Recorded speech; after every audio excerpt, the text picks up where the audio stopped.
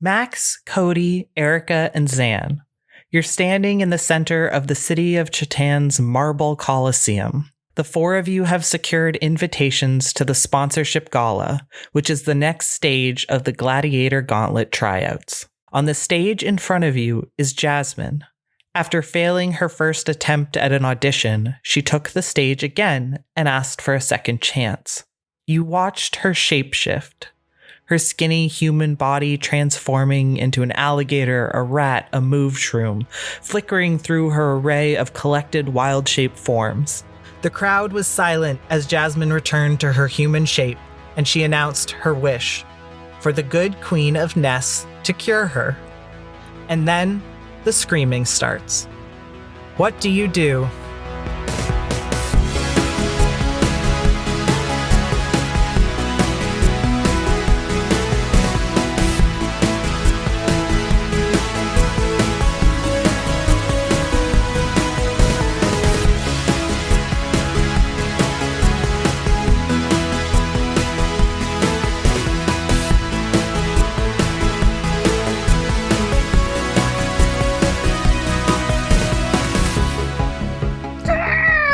Also scream. Also scream.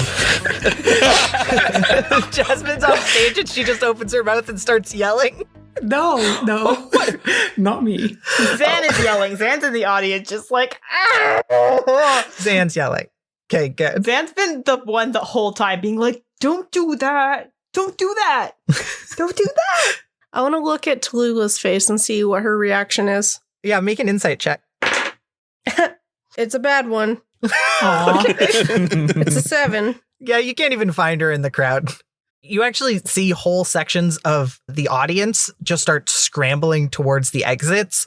A bunch of guards in golden armor surge forward on the field and surround Jasmin. The other auditioners out in the field with you are like backing away, or some of them just start outright running towards the gates. Gonna try to keep in the general crowd of people so we don't draw attention to ourselves as being super chill with this. Cody is frozen, just standing, staring, watching Jasmin, trying to make sure, A, he's shocked, and B, that she's okay. Nothing happens to her. I'm like slowly pulling Cody back. We're keeping on the edges of the crowd so that we can see, but like moving with it so that we're not sticking out. Yeah. But Jasmin, we gotta help. We gotta help. We can't do anything. We can't do anything right now. Hey, like it. I know. There's nothing we can do right now. The queen's voice booms over the panicked screams of the crowds. Most esteemed citizens of Ness, do not fear. I would never let you come to harm in my presence. And the good queen raises her skeletal hand and sends a stream of purple threads towards Jasmin that spiral and twist to create a sphere of shimmering light around her, binding her in place. As the crowd sees that she has been contained, their screaming fades to basically a dull roar.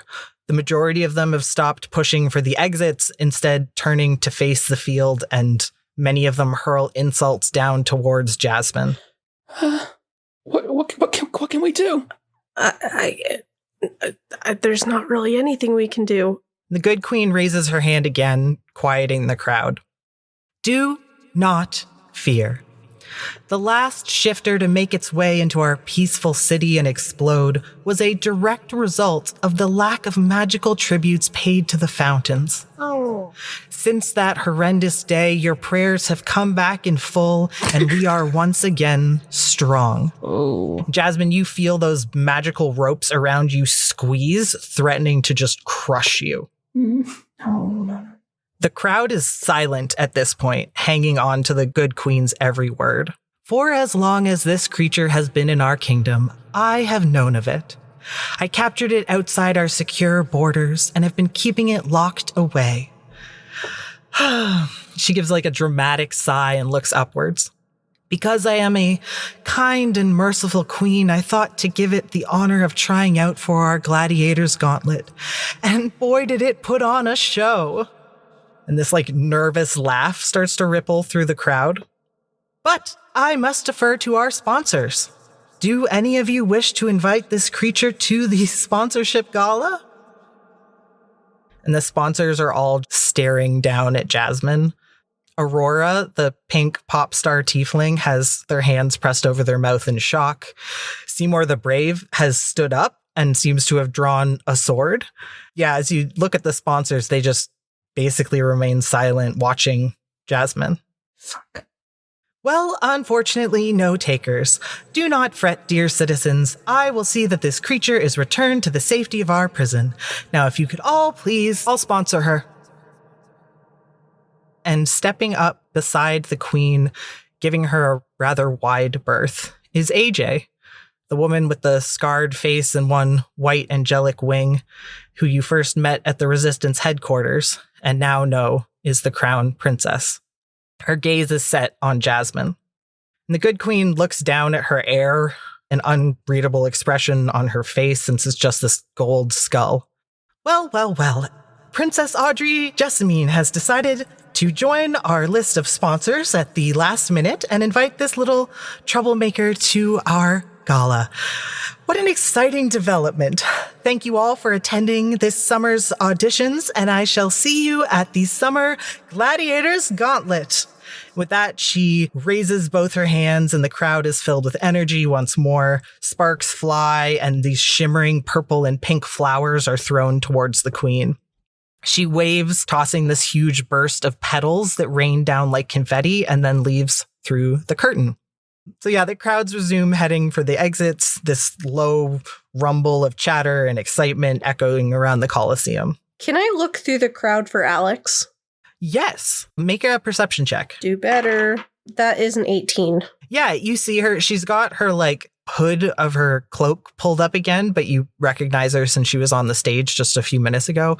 She has made her way all the way to the edge of the field near the gates where you all came in. The gates are currently closed. I want to catch up with her, if possible. Yeah. Did she pick up all the stuff off the stage, or is it still... She did not. She dropped all of the stuff on the stage, and then Jasmin got up on the stage right after her, and so the stuff is just on the other end of the stage. Can I move?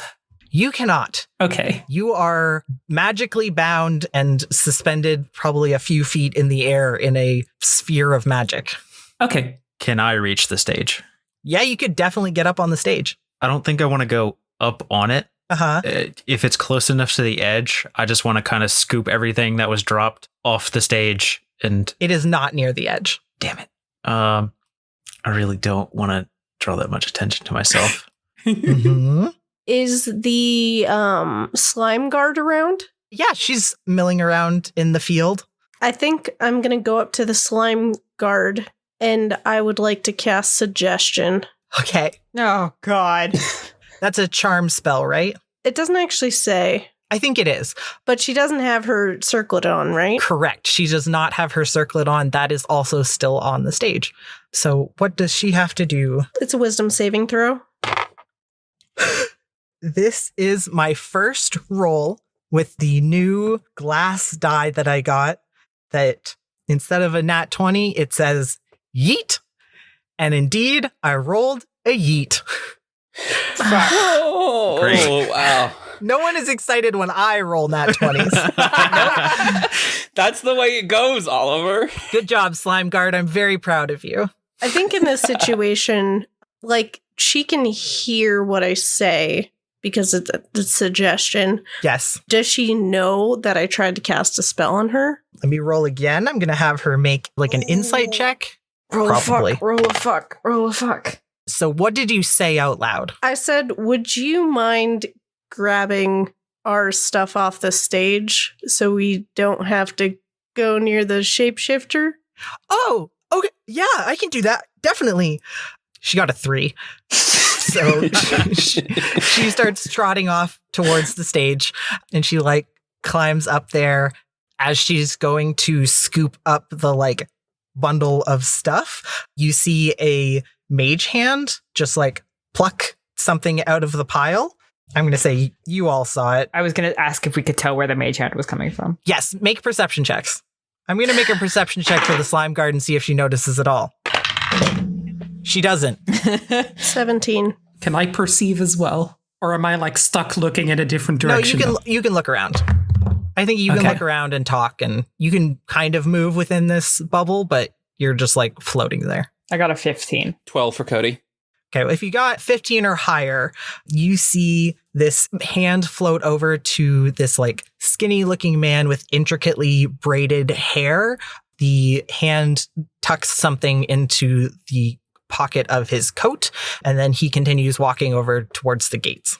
It is ink on fresh newspaper, one of the auditioners. Remind me, when Alex had announced all the stuff, One of them was from Ink on Fresh newspaper. I remember that. Yeah. Yeah. Yeah, I can list off the stuff that she took. It's ink on fresh newspapers, enchanted pocket watch is what Alex said. Tallulah the Fierce's silver pendant, Cody's colorful wallet, Han Solo's creepy doll, Max's pen, Erica's frying pan with a face on it, a guard's golden circlet. okay. So yeah, the slime guard makes her way up onto the stage, scoops up all of the stuff, hops back off, and she's like looking through it, and she's like, oh, right, this is mine. And she takes the circlet and she puts it on her head, Nope. and Nope. her eyes go blank. Oh, slime guard. Oh no, slime guards. Oh, slime guard.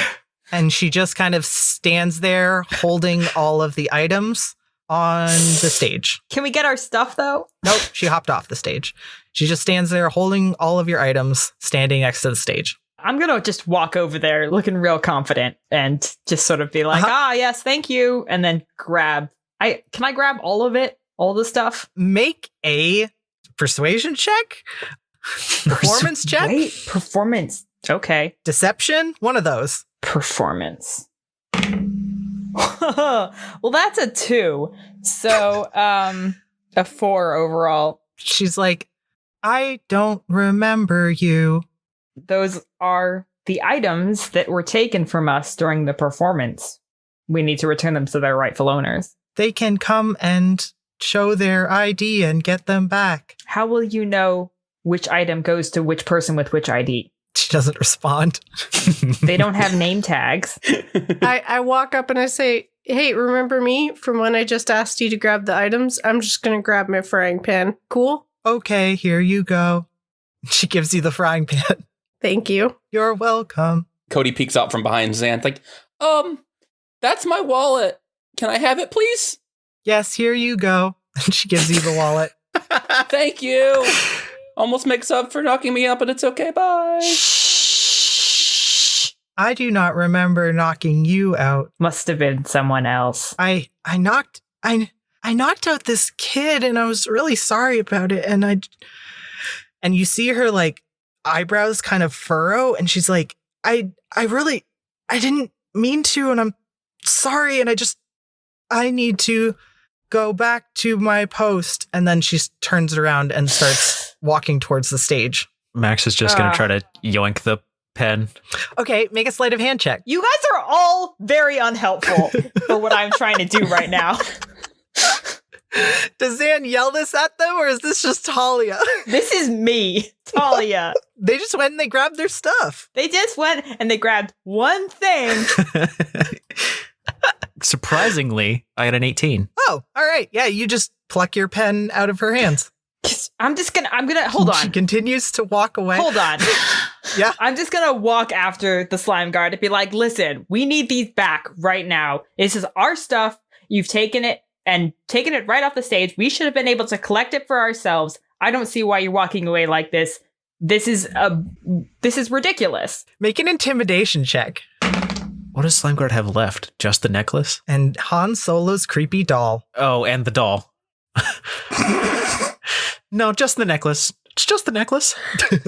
I'm going to help by casting dancing lights, but they're going to be red, and they're all going to be behind Zan to make her look more intimidating. Ooh, all right. You're giving me anime Emanata is what you're doing. Yes. Roll at advantage. Okay, that's a 12. The guard looks down at the items in her hands and is like, I do not need these, and then just drops them on the ground and keeps walking to go help the other guards. Channeled my inner Karen. Let's do this. All right. I grab both of them and look around for Tallulah if I can. Look at that shit before you give it back. says Erica, standing directly behind Zan. I think she is. She was just helping you with this roll. I think she immediately comes up to you. That is true. All right, can I roll an investigation check on the necklace? Yes. All right, that's just a 14.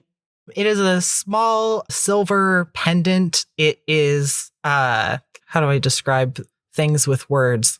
My one role on this our podcast, my thing that I have to do. How's the size in relation to a desk? It's a large desk. It's weird that you hadn't noticed this fucking bling. No, it's maybe the size of like an earth quarter. Is it a locket? It is a locket. It is like a circular locket, and it is clasped closed, and with a 14, you cannot get it open. Okay. I see Zan struggling to get it open, and I'm going to grab it out of Zan's hand. Can I make an opposed dexterity? Oh my Yep. gosh. Make a sleight of hand check and a dexterity save. Sleight of hand was an 11. Well, that's a 13 plus 6, so a 19. You keep the necklace. No, I'm going to give it back to Tallulah. Come on. Okay, Struggle Bus, let me see if I can open it first. Come on, that was the first good roll. Let me stick with this. She's just clutching it holder. No, I rolled good. I never roll good. What are you talking about rolling? It's fine. Max, you're suddenly standing face to face with Tallulah, and she grabs the front of your armor with one hand, the other still gripping her battle axe, and she just leans in and is like, "What the fuck?" You know that you could mean like a lot of things by that. You're gonna have to be a little more specific. She like gestures the axe towards Jasmin. Did you know? Jasmin waves awkwardly at Tallulah. About which part? The shifter part, dumbass. Come on. She like shakes you by your titty window. She's got her hand right in the titty window. She's got a firm grip. Okay, good. I mean, we've been friends for a while. Yeah, it was a. Did you know thing. or not? Yeah. Fuck. And she like pushes you backwards and like looks at Jasmin and then looks over to the gates. And both of you hear this like whoom, whoom, whoom noise as dragons start descending onto the field. As all this has been going on, Cody has just been staring at Jasmin and the whole containment situation. Yes. I want to roll in some way to find out if it's like a force field kind of thing, or is it literally like just a thing holding her in place. Make an Arcana check. It's a 17 plus 3, a 20. It looks like it is some sort of like magical containment field. It's very translucent, but it looks like it's almost like vines of some sort are holding Jasmin in place in the middle of a sphere of magic. The guards are actually very close to her at this point, and one of them steps right into that space where she is and starts to pull Jasmin down from where she is floating. Cody is going to cast Unseen Servant. Okay. And create an invisible, mindless, shapeless force that can do simple tasks. He's just going to hold out a small, non-magical piece of paper and just mentally tell it to get it to Jasmin. Okay, do you do this while the magical sphere is still there and the guards are inside it, or do you wait to see what happens? I guess Cody was thinking that, like, if the guards can get in, other things could get in, but not out. Great. So yeah, your piece of paper starts floating towards Jasmin in this sphere, and as soon as it touches the outside of it, you feel your spell just dissipate, and the paper floats gently down to the ground and lands on the stage. So you said the spell actually dispels? Yes. Okay, he'll cast it again and have it go fetch the paper and bring it back to him. Okay, it does this. The guards are pulling you down, Jasmin, from where you're floating, and they take out that same like glowing gold rope that you've been bound with before and tie your wrists and your ankles also. And one of the guards actually leans forward and hefts you over his shoulder. Like in a fireman carry. And as he does this, the sphere around you follows the guard as he walks. And they lead you over to a dragon. So 2 dragons have landed in the field. One you recognize as the same one you all loaded into with the other auditioning prisoners to get here. The other one is smaller, and the guards are bringing you towards that one. Max, Tallulah is staring at where they're taking Jasmin, and then she just turns back to you and she says, "They're gonna kill her, Max. Don't let her out of your sight." And then she pushes you in the direction where they're taking Jasmin and then starts moving towards the gates. Zan goes up to Tallulah and says, hey, this was yours, right? You didn't come collect it off the stage. Oh, shit, thanks. And she takes the locket from you and then just turns and looks at Max and then walks away without saying anything. Okay. Max is just going to start walking after the guards that are taking Jasmin toward the smaller dragon. All of the other prisoners have clumped up and the guards are manacling their wrists. As you start to wander towards where they're taking Jasmin, one of them steps in front of you. It's a slime guard, still vacant, and she's like, "Time to go back to the prison." And she tries to bind your wrists also. I'll just let her. Okay. She does that, and then she starts leading you towards the rest of the prisoners. I'm going to start walking toward the small dragon. Okay. Yeah, I'm supposed to go this way. The guard is just like, That's where they told me to go. "Oh, this way, please." We're going back to prison, right? That's my cellmate. Let's go. "She is fallen and going to the fallen quarters. That is separate from where you must go. Nah. I want to go with her. You can only go that way if you are also fallen." Max does a big brain think. He gets a headache. Y'all see his brain just fucking pounding in his skull. Max grits his teeth. It's like that moment in the old Spore video game where it grows bigger. Trying so hard to make the 2 brain cells connect. Do I want to also be in so much shit? They are loading Jasmin into the cart on the back of the smaller dragon. I'm just going to start walking toward Jasmin. Okay, she's gonna follow you and be like, "You must come this way to the regular prison. That is only for fallen." And as she's saying this, her shield gives a little bzzz, pulse Fucking shield. on her arm. Fuck. Max screams, "Don't tase me, bro." Zan's gonna yell, "You should keep your shield up for safety." Okay, the slime guard looks towards you since you yelled at her, and you see a moment of recognition, and then shakes her head, and she lifts her shield up a little bit. Okay. It was worth a shot. I was just trying to see what happened. Yeah, I'm fallen. Let's go. "Oh, okay, let's go then." And then she starts bringing you towards the dragon with Jasmin. What a plot twist.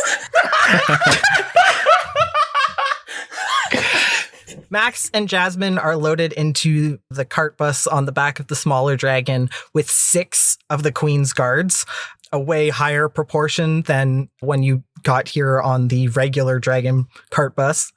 Yeah, it flies off. When all of the prisoners have been loaded up and the dragons are gone, the skull-designed gates at the entrance of the Colosseum are opened, and the rest of you are free to leave. I'm gonna grab onto Cody's shoulder and slowly start steering him towards the exit. We were so close. Yeah. We'll see him again. Okay. When you get back to the prison, you're taken from the courtyard through the gates and down a different hallway. You're led down stone stairs that echo with your footsteps. Deep underground, you emerge into a large, round room lined with iron-barred prison cells. The light from the magical torches is dim and casts long shadows as you are marched across this open space and deposited in adjacent cells, separated by iron bars. The guard who locks you inside is one you haven't seen before, and he turns to leave, but then pauses and turns back around. The purple iris on his circlet is looking right at you, Max.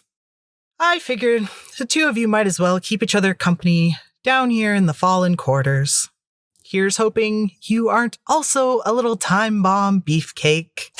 And the eye symbol clicks closed. The vacant-eyed guard leaves. I was hoping it was going to wink. I It's one eye. It can't wink. That's just blinking. It blinks at you and then leaves. And then comes back. That was a wink, just so you know. I've only got one of these. I should really install 2 eyes on each of these so I can wink at people. Maybe she just says, wink, wink. Very quietly, you hear her say, wink. And then she leaves.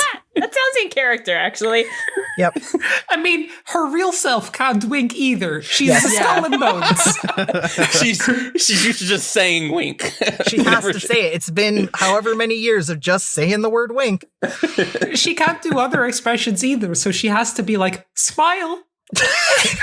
Frown. Frown. Well, I don't know. Did she have like those like glowy eyeballs and the, skull socket sort of look? That kind of magical. Yes. I don't know if that'll help with. But it does mean you can wink. Yeah, she doesn't have to say looks at you. Yeah.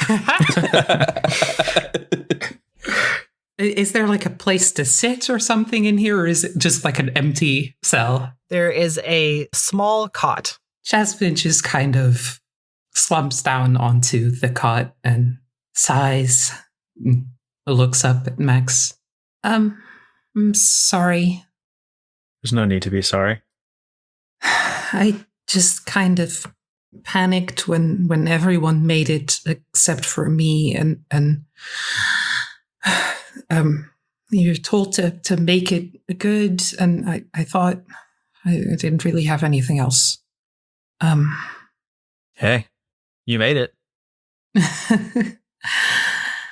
I guess so. Max? Hello? Cody? Max, you hear a rustling in the cell next to yours, and then a face appears at the bars. Short hair with a pair of feathered antennae. It's Jack. Max, what are you doing here? Oh, hi, Jack. Do I see her as well? Yeah. Jack. Oh, Jasmine's here too. Oh, that's not good. Uh-oh. What happened? Did you not make it to the Dream Grove? I thought all of you disappeared, but there was a lot of light, and then somebody very big picked me up, and did you make it? No, we made it. We made it. We just we got caught trying to get back in. Oh no. Oh, I mean, wait, did you see Daughter Spencer? Was Kit there? Were they doing okay? Are they eating more than just cheese now? How did they look? Were they okay? Were the kids okay? Yes. Everything was fine. The Dream Grove was really nice, actually. Yeah, I like it there. I miss it a lot. I'm so sorry. We should have prepared better for the teleporting. No, I mean I should have, I don't know, jumped in the light faster. My reflexes aren't the best. It's not so bad down here. It's kind of dark all the time. I'd make some lights, but it's probably wouldn't work. Why did you come back? And Jasmin, you jump as a voice comes from the cell on your other side. What? She'll turn around and look in there. Yeah, you peer through the gaps in the bars and see Daughter Ash. She's laying on her back on the floor of her cell. Her many pendants and the thick layers of robes that she usually wears are gone. She's just wearing the standard prison, like, loose-fitting button-up shirt tucked into pants.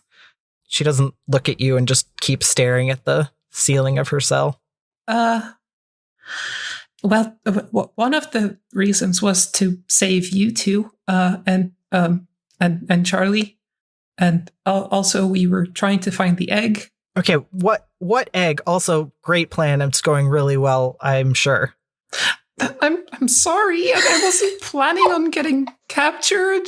Ash, stop being mean! Stop! Ash, we know too much about you for you to be pulling this kind of attitude. Ash doesn't know that. I know, neither does Zan. Also, Zan's not there. I don't think either of the people in this scene know that about Ash. Nope. Pretty sure it's just Erica. Just me. Got that dirt. Speaking of Erica, unless you all had something else you want to do in this moment. Yell at Ash. tell her to jump in a lake. Not gonna do that, but Yeah. I would. Bell's Keep was your fault. Da, da, da, da, da, da. I'm glad I took all your potions. Especially the nasty one that Trinket told me to never open. Just loose in your backpack. Also replaced your map with a shitty one. That's a surprise for you later on. Let me read your smut to you. I love this musical episode of Dice Disasters we've discovered. We finally did an all musical one. Got the next up, the Cell Block Tango.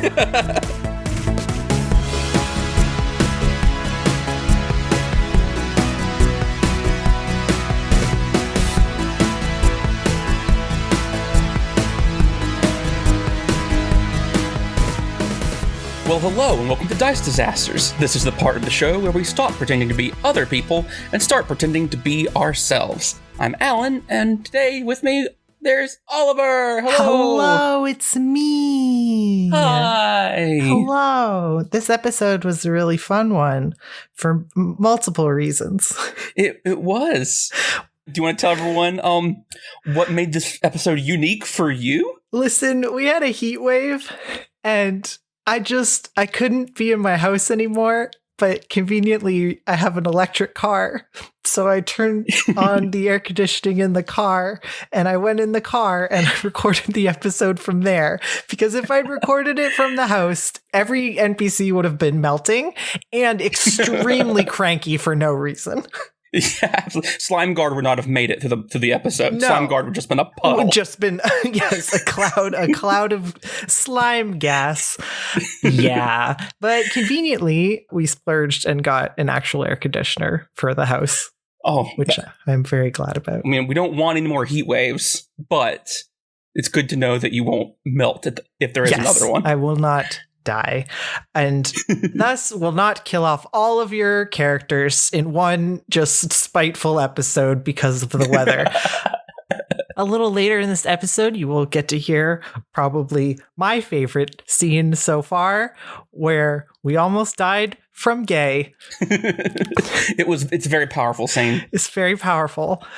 Trust me, you'll know when you get there. Like, you will have no doubt You will have no doubt. You'll be like, yes, this is it. Speaking of gay, I guess, someone finally wrote fan fiction for Dice Disasters, which I'm very happy about. Vexpatch wrote a really cute fan fiction about Cody and the kind of struggles that the little baby goes through being away from home. And it's amazing, and I love it so much.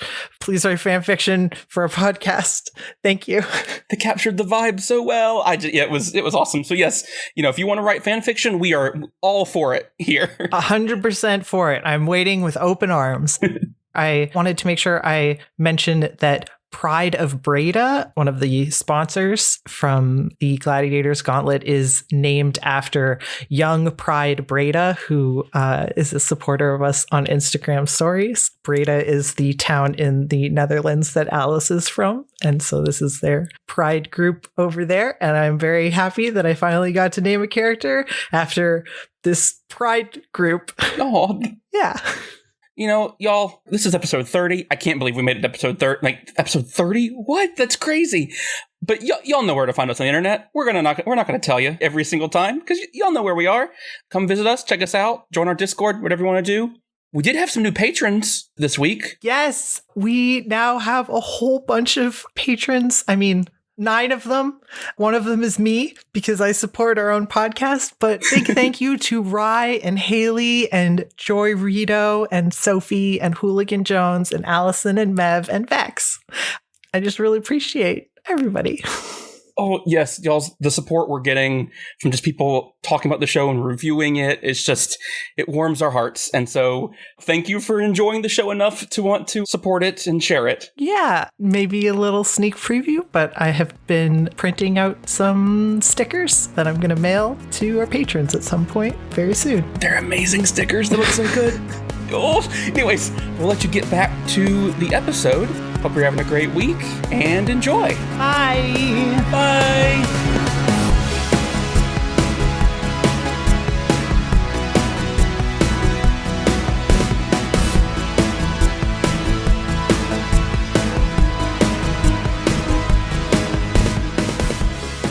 You make your way back to the Lesbrew Tavern. People stop you along the way, asking to like shake your hands and like complimenting your tryouts. When you get to the tavern, Nympha, the bartender, winks at you from behind the bar and nods to that curtain doorway that leads down to the speakeasy. Dietz's twin brother, Drew, is waiting in the hallway, and he says, "Hey, how'd it go? Did y'all get into the thing that you were gonna do?" Yeah. Yeah, and then I reach up my hand for a high five as high as I can. Okay, yeah, he gives you a big high five. I almost fall over. And he's like, "Oh, I'm so proud of you," and then like pulls you in for a hug and just smacks you on the back a couple times. Oh. "All right, I'll let you inside." And then he kind of like moves around to like open the big metal door and lets you into the speakeasy. You make your way back into that big domed room with the night sky painted on its ceiling. The boss is there in a different pair of grease-streaked overalls. She's pacing back and forth. Loriella is flipping through a large book and scratching notes into a journal. There's just the two of them in here. And the boss turns around when you enter. We're back. "Hey! Yeah, welcome back. Glad you passed the auditions. That part was great. What's the deal with your friend being a shifter?" You didn't mention that. Did we not mention that? No, you didn't mention that. Wasn't relevant. Doesn't matter. Jasmin's perfect. She's fine. She's our friend, and she's never harmed anybody. And actually, her shifting has been actually quite helpful. You should see her Panther. It's actually quite good. So shut up. And you didn't ask if she was a shifter. Oh, you know what? That's true. That's on me. The boss like kicks some chairs. Boss is turning into ash. If your friend was a shifter, would you tell someone that they were a shifter? No. Oh, I'm glad we're all on the same page. The metal door to the speakeasy creaks open again, and you see AJ step through. She's still wearing her like full plate armor. She just like shuts the door and then leans against it and closes her eyes. So that could have gone better. Yeah. Cody slowly approaches AJ, looking directly up at her. "Thank you. I think you helped." She looks down at you, Cody, and gives you like a nod and is like, I hope I helped." I hope you did too. The boss just like storms over to AJ and punches her in the arm, and you hear this like clang as she hits armor. "Hey, remember, I know it's been, like 10 years of talking about this just over and over, but remember the part about how we need to protect your image? That part of the plan with image, and we're going to make it whatever the politics thing is supposed to do, that part." And AJ just doesn't open her eyes and is like, "I can't pretend to be like the queen. I'm not expecting you to be like the queen. I'm not expecting you to you're not expecting me to what?" And AJ finally looks at the boss and she's like, "Stand up for people?" The boss just like waves her hands around and tugs at her hair. Zan's gonna sort of walk up to them and just sort of like stick her hands over the boss and just be like, don't listen to the boss. Like, we're grateful for that, for what you did. The boss is like, we talk about plans all the time, and it's always like, you gotta follow the plan. And I'm like, all right, I'm following the plan. And then everyone else is like, what plan? We were improvising. Yeah, it wasn't the plan for us to get in the gauntlet. We did that. And we got in the gauntlet. Thumbs up. Plan. You did do that. Check the checklist. We got this. We do the gauntlet, get the wish. Y'all break. The plan still seems to be on track with a few, new parts to it thrown in for fun. Loriella pipes up and says, "I think she did a good thing." And the boss whirls around and looks at her and is like, "What about her image? The thing, remember you said this, that people hate shifters and we had to make her look like politically appealing. So people are like, oh yeah, I definitely want her as a ruler. Isn't this how politics work? You got to pretend to be aligned with people even if they have shitty viewpoints." And Loriella just shakes her head and says, We have tried that. It has done nothing. People are scared of shifters. People hate things they are scared of. I mean, it's possible we can use the gauntlet to show that their friend, that Jasmin is just like any of us. We could make her likable. We could try to make her a hero. And maybe people will see that and love her. And they will see that AJ makes a truly good queen, one who is kind and gentle and sees the best in people. Yeah. We could make Jasmin win. I will say, the one small problem with that plan is that we have not informed Jasmin of the plan super well. I can talk to her. AJ's jaw is set and she's just like looking at her boots. We can go down to the shopping district. I can drop you off and you can get your outfits and I'll hire somebody, take them to the prison, get outfits for Jasmin and Max. Does that work? What kind of outfits are we talking about here? L'Oreella sits up and just starts rattling off like a whole bunch of information about the sponsorship gala. And she's like, okay, it's a very formal. Expect gowns and masks and very eccentric costumes. Everyone trying to outdo each other. I brought enough coin. When we left, I can fund your outfits. And she picks up this like velvet bag sitting on the couch next to her and hands it to Erica. She says, be bold. You need to win a sponsor so we can get you close to the good queen. And part of that is putting on a very good show. Don't worry, there are many designers in the shopping district. You should have plenty of options. Wait, we're not going shopping? Like people make stuff for us? Yes, anything you want. One year, someone apparently went to the gala in an outfit that was just full of fish, and they were alive the whole time. How did I have so many questions about that? Anything you think of. I don't know where to start with the questions, but they're in there. Was her name Lady Gaga? Yes, I believe her name was the Lady of Gaga. Bad joke. You can't see me shaking my head. It's an audio medium. She died when someone poked her in the face very hard. It was very sad. But anyway, you should go, because we only have, they'll have to make it by tomorrow evening. Fuck you! Delay reaction. Bye, Talia. AJ leads you back out of the tavern and down these like wide, busy streets. The shopping district isn't very far, but people are like constantly just stopping all of you. At one point, Zan, 3 blushing elven teenagers accost you and are like pushing each other to the front of the group. Until one of them is finally like, can we get your autograph? And like shoves a Gladiator Gauntlet poster into your hands. Of course. Wait, does the Gladiator Gauntlet poster already have our faces on it? It does. Wow. Oh, Jesus.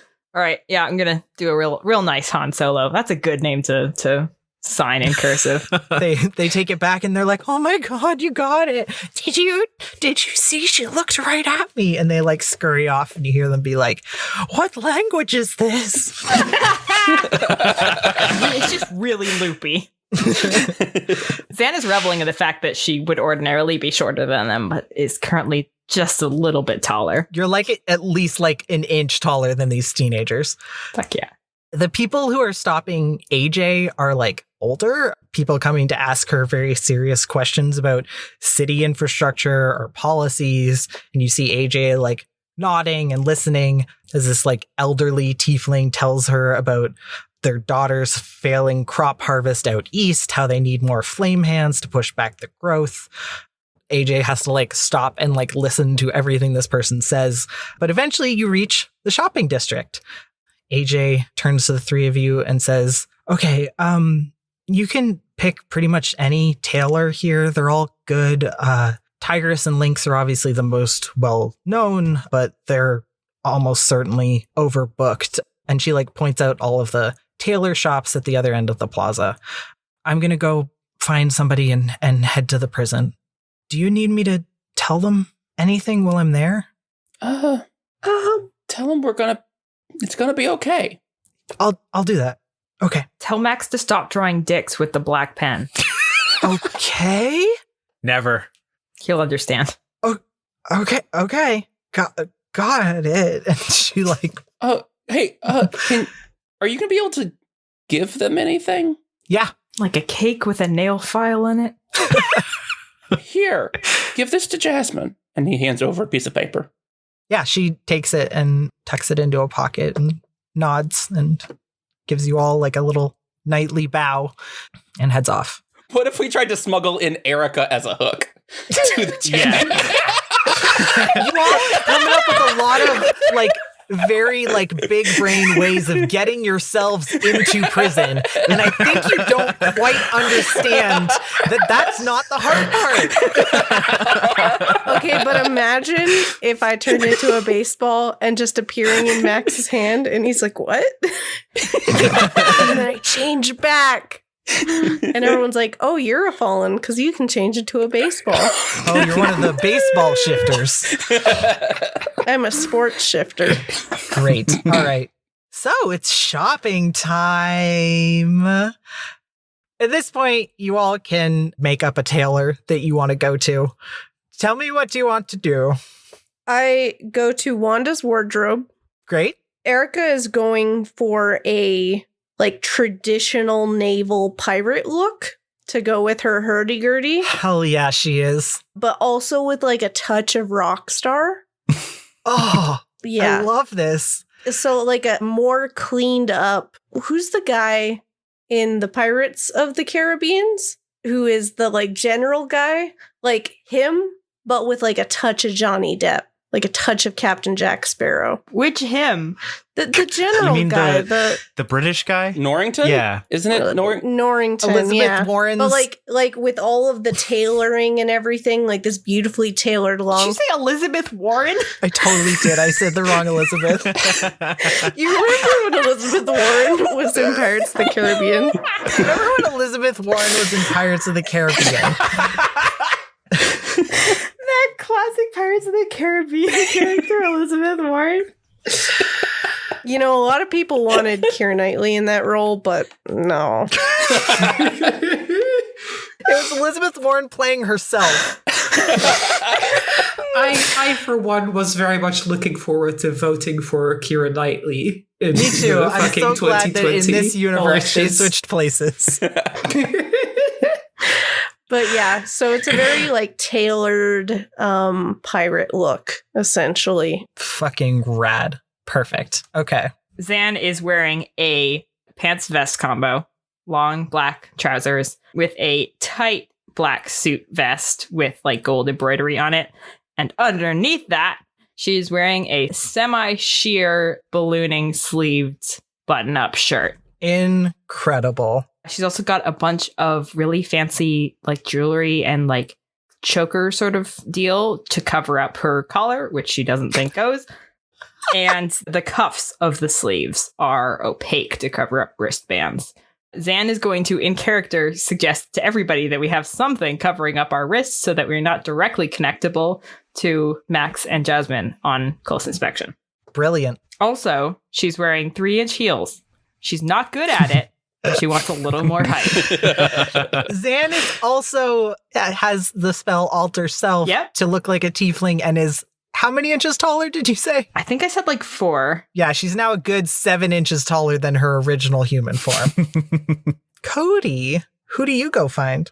Cody's walking down the aisle of all these tailors, overwhelmed. Like, this is not something that he knows what to do. And he's just trying to look to figure out what he wants to do. And he passes by all the fancy clothes and attire. And he finally happens to the corner of his eye, sees something's really shiny. And he looks over and there's a tailor who specializes in elaborate, ornate armor rather than like clothes. And he just sees all this shiny metal and he has a clicks in his head and he's like, oh yeah. And he runs in and he's like, I think you can make me something. Just a second. And he goes and sits in the corner of the shop and pulls out his notebook and just starts sketching and drawing. And then he walks up and he just says, can you make me this?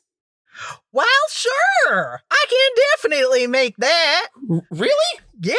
Oh, thank you. When do you need it by? Like 2 years from now?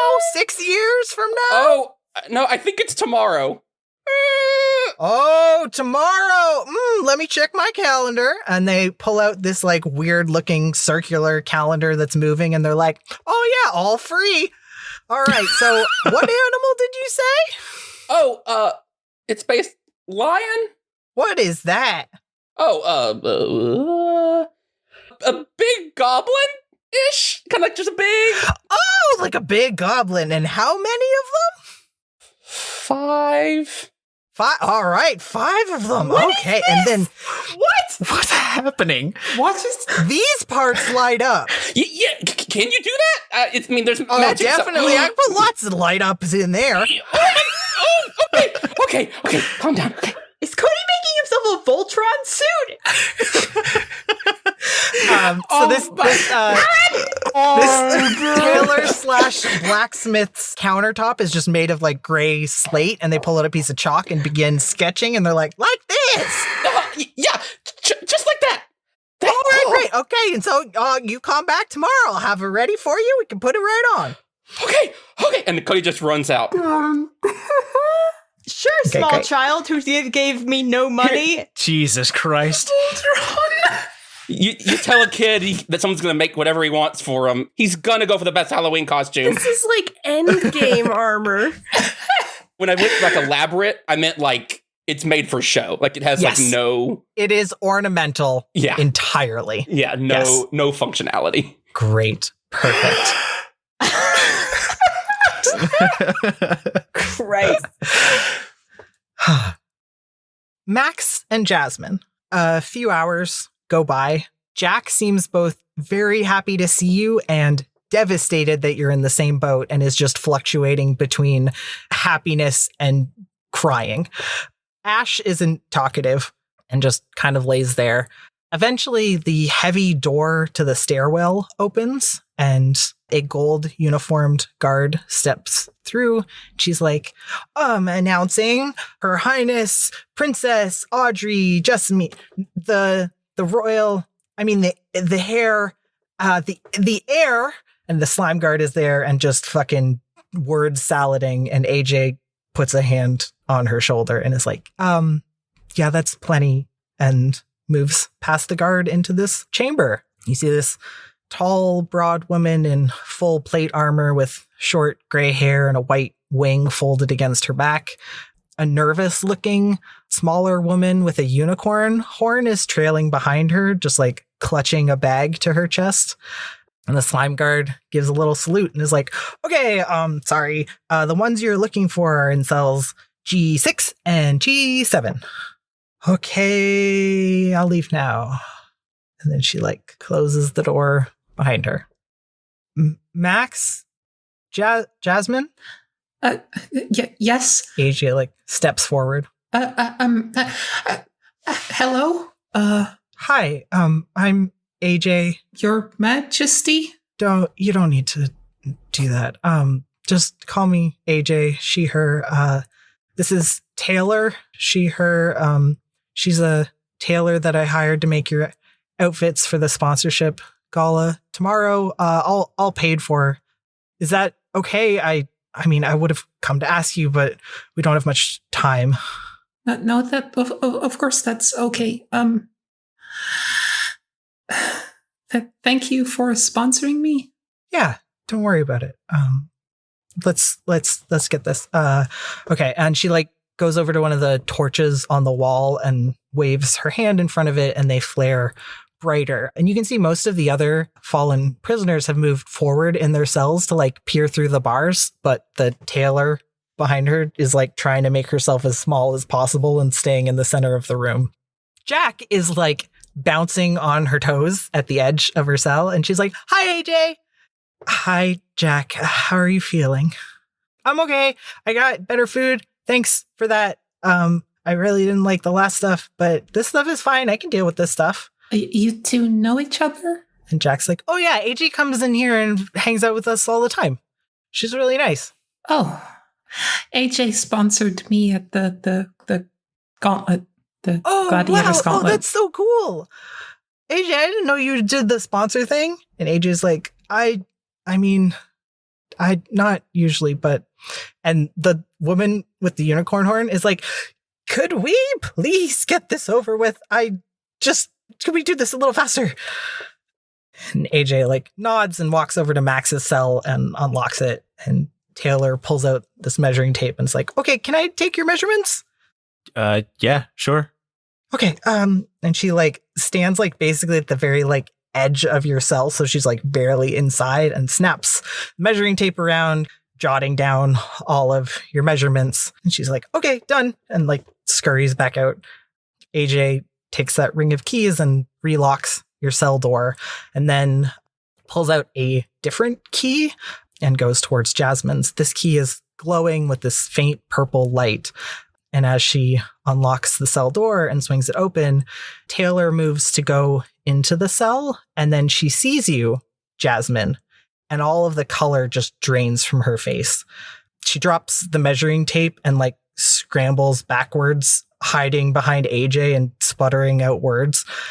That's the, oh gosh, that's the, and she just like keeps scrambling backwards till she's at the door at the stairwell and just starts knocking on it. It's like, let me out, please. Okay, let me out. The door swings open and the slime guard like pops her head in the room and catches Taylor as she tries to run out. And she's like, whoa, princess? What do I do? And AJ's just like, could you escort Taylor out? And the slime guard nods and leaves with Taylor.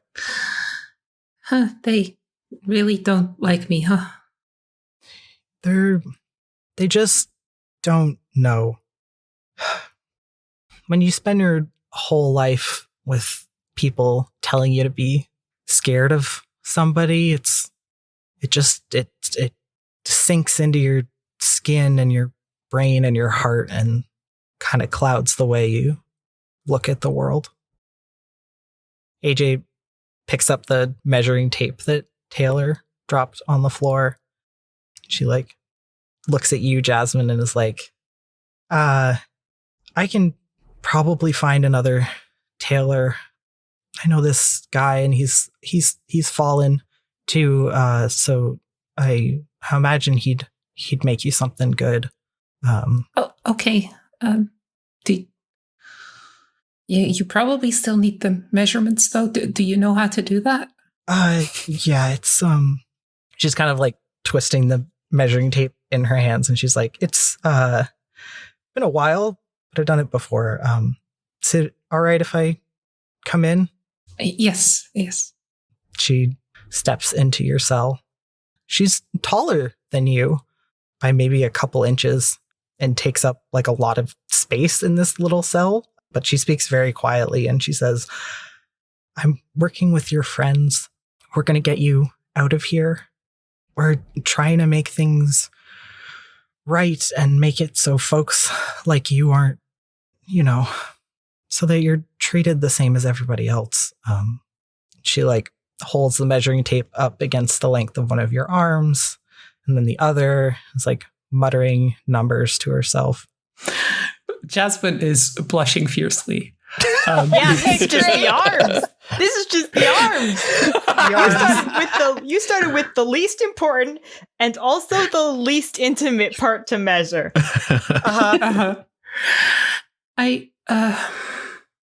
That's good. Knowing our friends, they probably have some sort of plan. I don't know what it is, but they're competent. I'm sure they can pull something off. The two of you need to get sponsors at the gala. And she's like loops the measuring tape around your waist. If one of you can win, even if you don't win, if enough of you get to the gauntlet and are there at the wishing ceremony, the queen will be very weak, and we can strike then. We have to get a sponsor. Isn't that what the thing just now was about? That was just to get an invite to the gala tomorrow. You don't have to worry. Okay, I'll sponsor you either way. You still have to go as a formality. Just try. That's a relief. I don't really have any talents. She smiles when you say that and says, like, sure.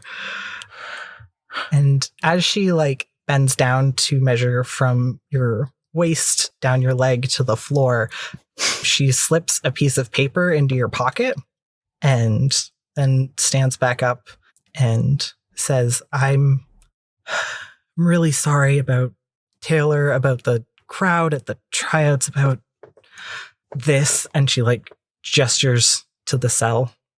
I hope that even with everything you've been through so far, you can still think my country is worth saving. Of course. I mean, we've only been here for a little bit, but we met a lot of really good people. And even if those were the only good people that are here, then it would still be worth it. The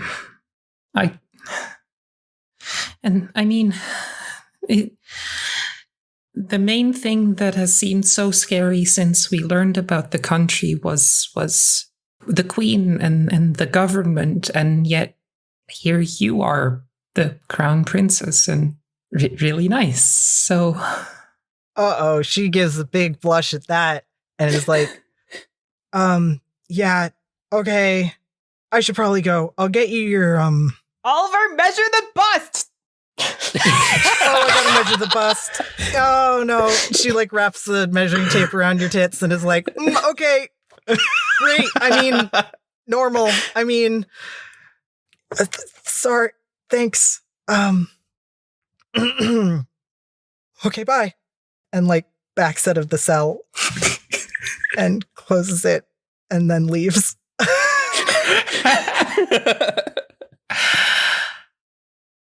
bye. That whole measuring scene, if it was a movie, would be the gayest thing in the world. I now desperately need a lesbian movie with a highly sensual tape measuring scene.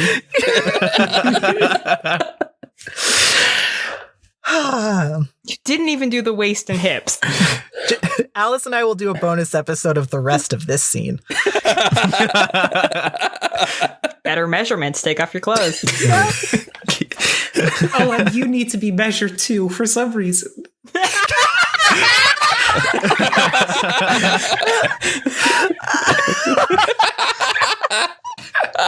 If we're gonna measure each other, we might as well just get undressed first to save time.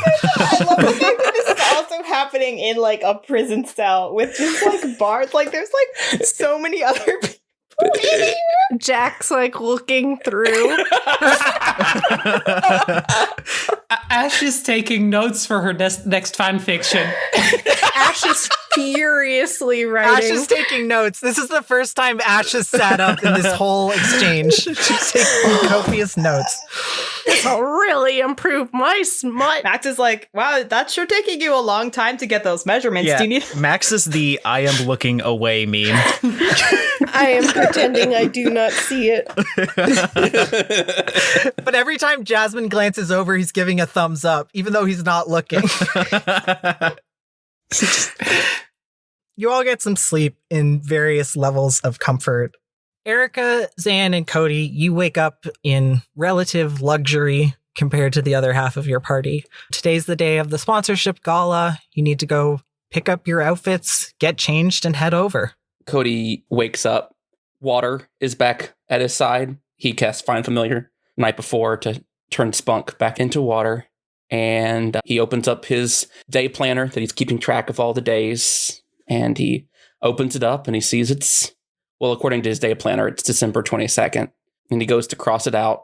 Written on that square are the words, Jex comes home for Christmas. And he just kind of looks at it. He takes a deep breath and looks over at water. It's like, I guess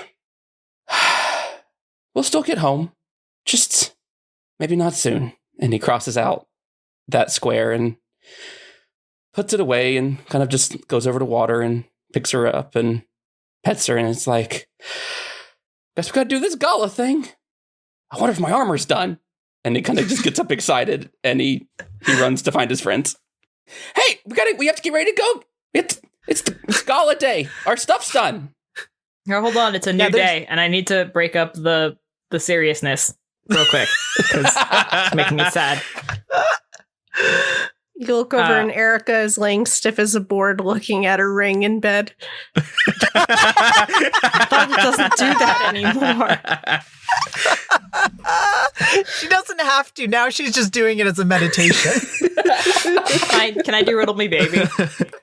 Yes, you can do Riddle Me Baby. Yeah. You pull this porcelain doll out of your backpack. Her hair's kind of mussed up because she's been stuck in there for a little bit. And her little glass eyes click open and she turns to you and says, I'm Riddle Me Baby. Do you want to do today's riddle? You bet I do. I've missed you, Mama. Okay. Oh. Here's the riddle. Oh, okay, great. Max shivers in prison. Yeah, do the riddle. Doesn't know why. Okay. Hold me close so you can hear it good. As I set off on the trail, I'm followed by my long tail. I jump each gap, I bridge each gorge. What once was broken, I reforge. Then I return only to find I've left my tail far behind. Tell me, what am I? A path. That doesn't make any sense, Erica. Shut up. Erica throws one of the rocks that Zan tucked in her pocket at Zan's head. Make your ranged attack roll. Can I try to catch it? Yeah, sure. That's an 18. Holy shit. All right, Zan, make the dexterity saving throw of your life. Oh, it's only a 16. Yeah, you bring your hand up and then get clonked in the side of your head and take 2 damage. A river? No, that's fucking nothing. Nope, it's a needle and thread. And then she opens her mouth and a cloud of green gas comes out. And you take 6 points of damage, but halved to 3. Oh. Ooh. Oh. Riddle Me Baby goes, you're not very smart. Okay, time to go back to sleep. And her little eyes click shut. Yeah, the first 2 times were a fluke. Erica throws the other rock. Please don't. Great. Zan dies. Zan drops to 0 hit points and dies. That's a 17. It's an 8. You don't even get the rock hits you and then your hand comes up to catch it. Fantastic. Evening comes. You've picked up your outfits and the boss orders you a carriage drawn by a creature that looks more like a big dog than a horse. And you make your way to the palace for the sponsorship gala. The Queen's guards at the gates check the glowing numbers that are still on your fronts, hovering a few inches above your clothes. And then when they approve you and let you inside, the numbers vanish. And you're directed into a lavish entrance hall where the other auditioners are milling about. Max and Jasmin, glassy-eyed guards arrive at your cells and push bundles of cloth wrapped in black paper into your arms. They don't give you time to change. Just bind your wrists awkwardly over your outfits stuffed into your arms and transport the 2 of you to the palace by dragon, again, separately from the other prisoners. You arrive at the entrance hall, still in your plain clothes, and are ushered inside to mingle with the other auditioners. Where are we supposed to? Excuse me? Where are we supposed to change? The guard that you ask doesn't answer and just continues staring off into the middle distance. Can I ask one of the other competitors? Sure. Hello? Excuse me. Do you know if there are, like, changing rooms or something? Hello. Yes, if you go and you look over there, see there's a place where you can go in there, and then there's a special little rooms you can go into. Oh, are the special little rooms changing rooms? I think you could do whatever you want in those little rooms. That's concerning. Thanks, I guess. Oliver, what? Oliver, what creature just possessed you? I am terrified. Who is that? Who is that? This is an older looking gentleman in a beautiful tuxedo. I kill he looks him. like mostly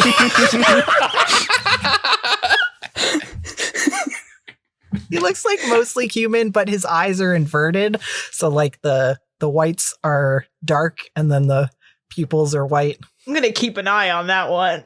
Max is just backing away as like slowly and pulling Jasmin with him. Yeah. Jasmin also like keeps looking at him as they leave. She's like, "Oh, okay." He just deadpan stares you right in the eyes the whole time. I'm Riddle Me Papa. No. Max, let's go find the changing rooms. Please, yes.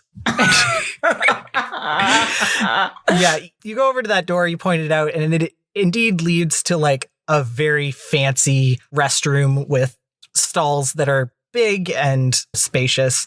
This place is like gilded out the ass. No, that's a bad metaphor to use in That's here. the queen.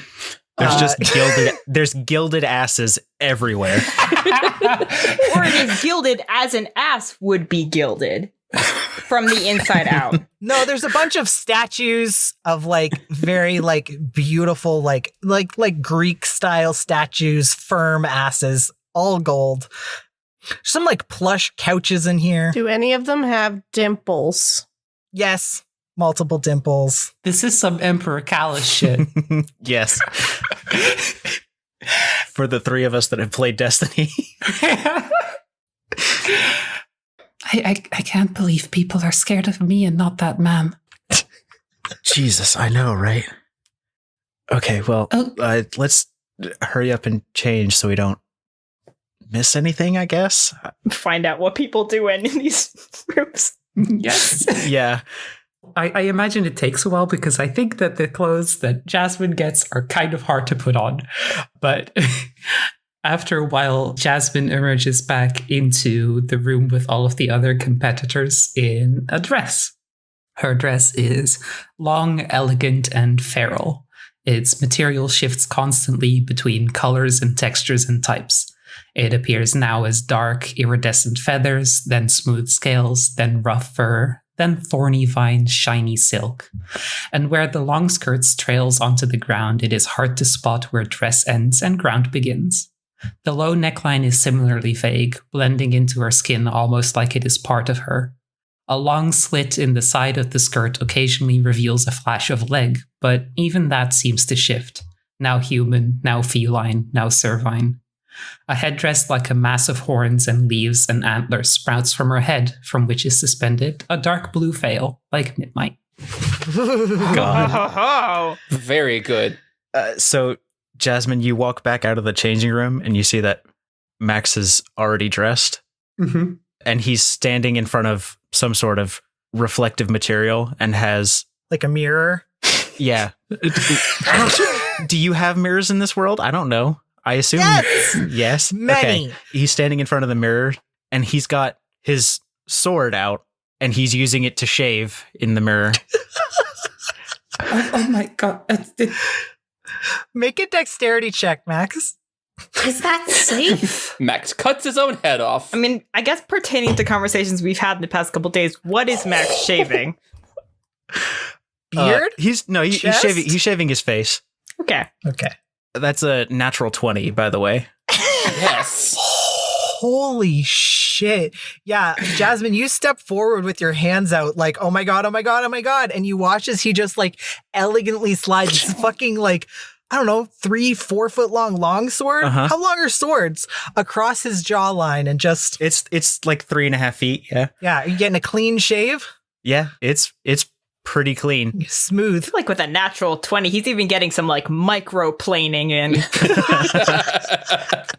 It's better than if you had a 7-blade German engineered goddess at your disposal. Unless we want to get sponsored by one of those, in which case it'd be the exception. Yes. This episode has been pre-sponsored. If we pre-sponsor our episodes, can we get paid for them? Let me send a quick email to Harry's. Hey, we gave you a shout out real quick. Can you? Yeah, we made an ad. We already did it. Yeah, so pay up. This is our rate. Excuse me, we did ads for you and have not yet gotten paid. Harry's razors. It's almost as good as a sword. Perfect. Great. All right. Effortlessly. After the shock of seeing Max shaving with a longsword, you see that Max is kind of, in a weird coincidence, he is dressed similarly to Zan in that he is wearing a sheer fitted shirt and pants and dress shoes. Oh, damn it. We wore the same thing. One of us is going to have to go change. Okay, yeah, I was going to say, Max, you step out of the changing room back into the entrance hall and almost bump like straight into this tiefling wearing a very similar sheer shirt and pants combo. Oh, fuck me, person I've never met. One of us is going to have to go home and change. What? Well, that's weird. I've never had this happen before. Erica walks up and unbuttons a couple buttons on top of Max's shirt and says, "There, now it's different enough." Oh, I was going to do that as the night progressed. Oh, hey, you're the orc lady. Yep, I sure am. Nice to see you again. I picture Erica and Zan both standing there just like hands on their hips, just like grinning, like they're waiting. I think Erica also is like fixing his hair and like just kind of like cleaning him up. A little bit behind Zan and Erica, you just see this kid completely decked out in a fully metal Voltron suit, complete with lion faces for feet and hands. And its face is contained inside another lion's head, and all the eyes of all the lions light up bright. And he's just standing there, kind of jaw agape, seeing Max's whole get up. And then he kind of shakes his head, and he walks up to Max, and he's literally talking, but using his hands as like the mouths of the lions. He's just like, "Hi, y'all look good." Am I here, Oliver? Yes. Oh, hey, Cody, are you a transformer? No, I'm Voltron. I have 5 lions. So he points out all the lions and what colors they are. The red, the green, the yellow, the blue, and the black. So you transform into 5 lions? No, it's like a costume. It's like a TV show, and they have 5 lions that become a person. I'm just the person part. That's a different one than Transformers is? Yes, it's different. When we get back home, I'll show you the difference. Friendship ended with Jasmin. Oh, do people not like Transformers anymore? Well, I mean, they're fine. You just don't say one is the other. It's like saying that tree is another tree. They're just different. Oh, okay. A magically boosted voice echoes through the entrance hall. Guests of this summer's sponsorship gala, please make your way to the ballroom for the night's festivities. And you see a bunch of the rest of the auditioners all heading towards a door at the end of the room. Here we go. Yeah, so you file into an exquisite ballroom.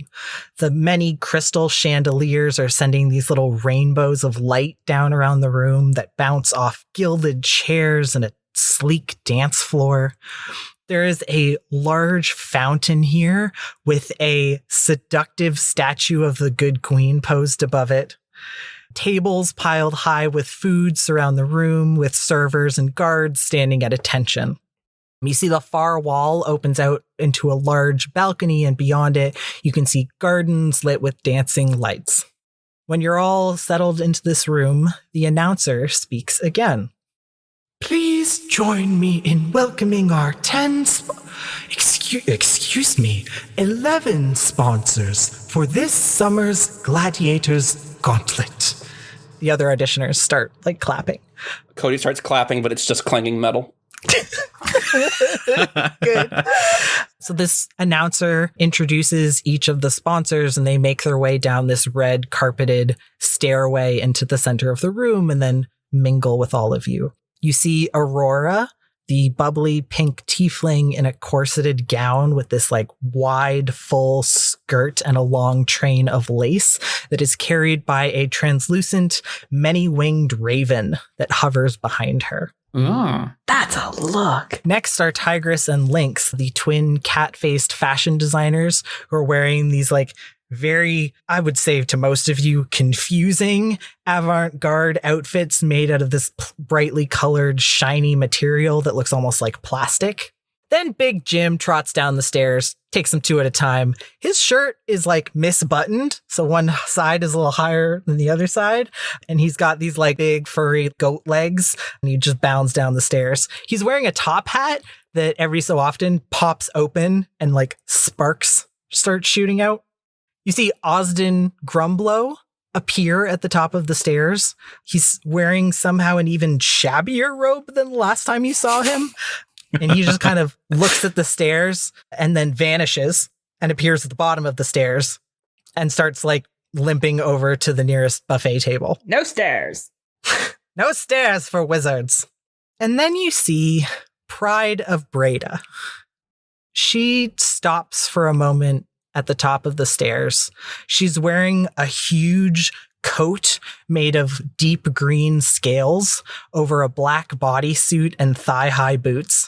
There's a dagger strapped to each of her legs, and she has swapped her masquerade mask out for a pair of cat-eye sunglasses, which she lowers and scans the crowd.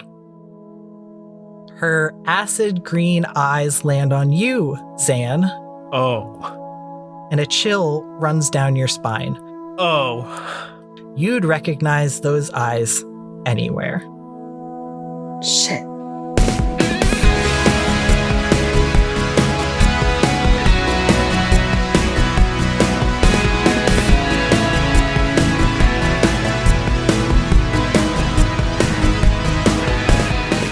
You can find us on Twitter at Dice Disasters, and we have more information about the show and the cast at dicedisasters.com. Our website was made by Allison Otting, who plays Erica. Dice Disasters is edited by Alan Brazzell, who plays Cody. Our cover art is made by our own DM, Oliver Northwood. Our theme song is by People Need Goals, who you can find on Bandcamp or on Twitter at People Need Goals. Their music is amazing, and we love jamming out to our theme song. For the next little bit, Dice Disasters will be updated weekly. For those of you who are enjoying the show, it would be wonderful if you would subscribe and leave us a review.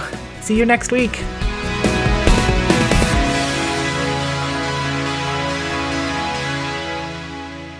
Fresh ink on old newspaper. Indeterminate aged ink on fresh newspaper. Old ink on fresh newspaper. Sophie misheard it as ink on wet newspaper. That's not going to do anything good. No. Silly putty taking the ink off of fresh newspaper. No, that's their sibling. That's their dad.